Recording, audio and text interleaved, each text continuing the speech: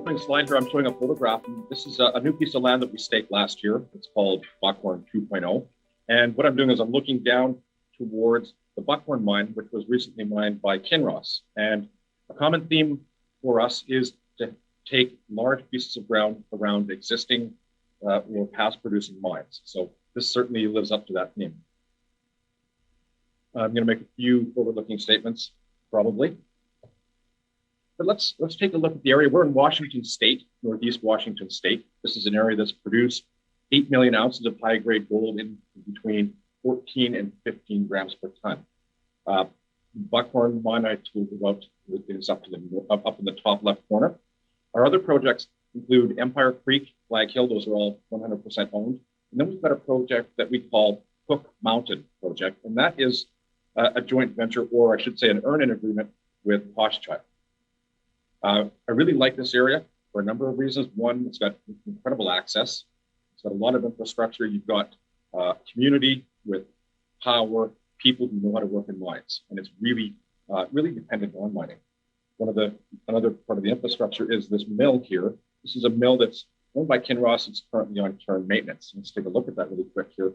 This is a 2,000 ton per day mill. It's within the Cook Mountain project.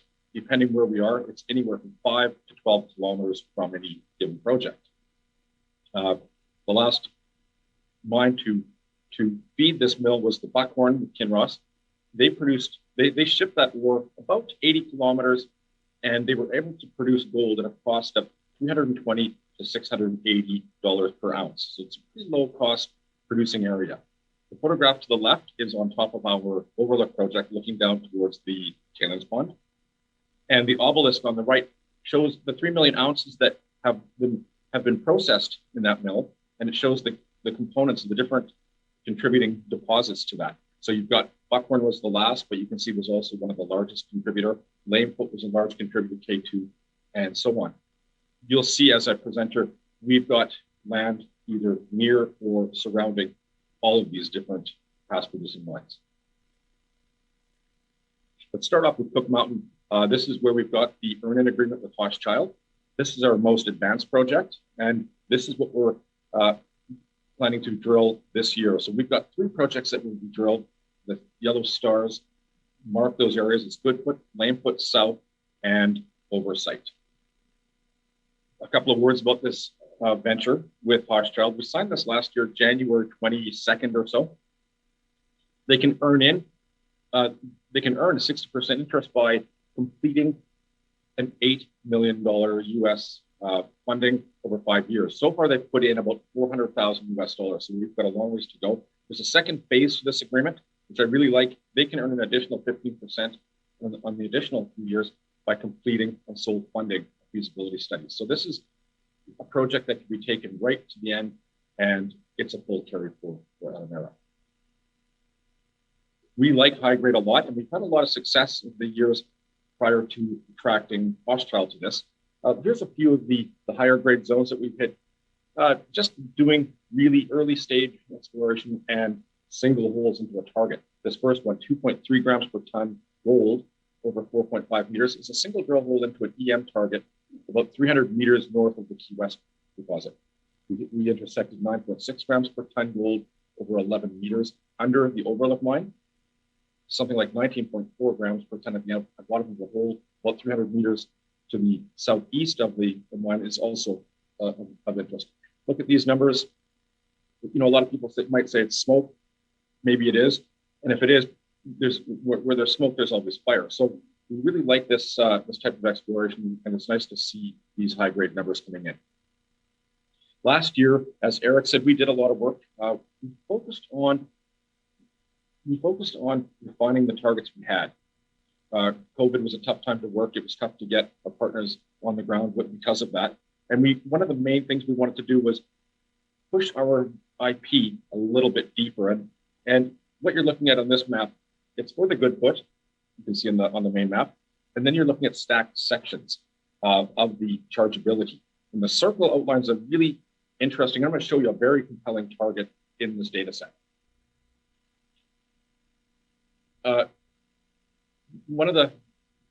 We did an IP survey earlier it was a shallow penetrating survey. This is a really interesting slide. It shows you the value of sometimes looking a little bit deeper. Here we did an array that looked down to about 70 meters depth. You can see we outlined quite a nice little target here. That's 350 meters in length. If you go to take that same target and look down to a depth of 130 meters, you see it's a stronger chargeability and it's about 800 meters in size. So this has really become an interesting target. Looking at Lamefoot, a similar type of thing, where we've got a stacked charge. We've got the start of the chargeability in stacked sections for Lamefoot.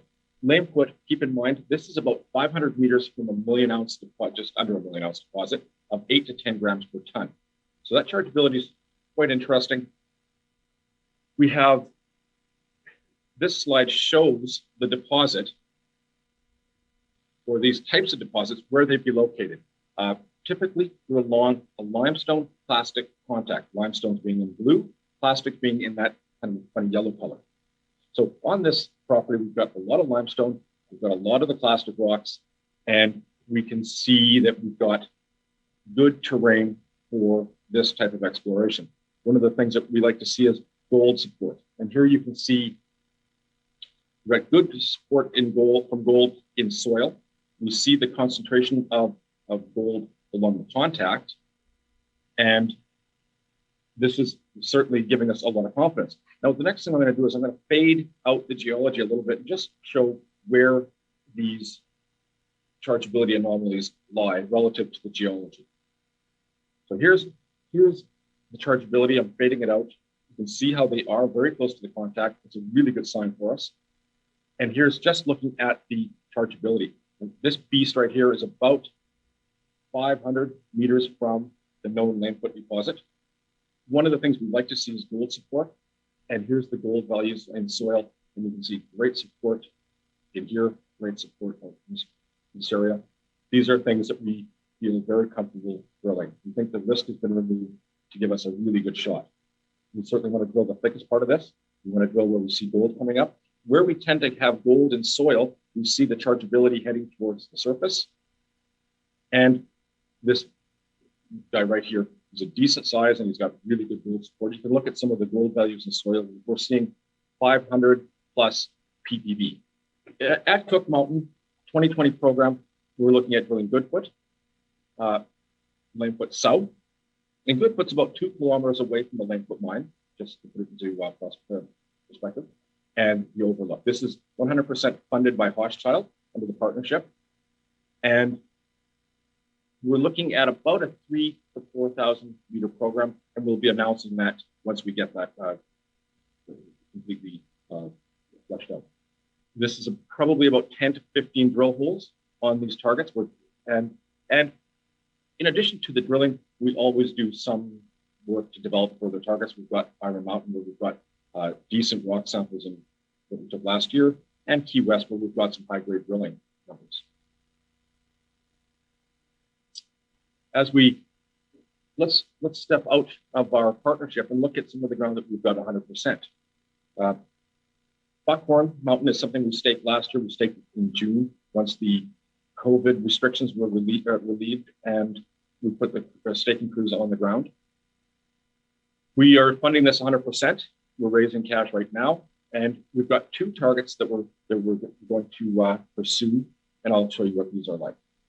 First of all, this is a 9,100 acre parcel of land.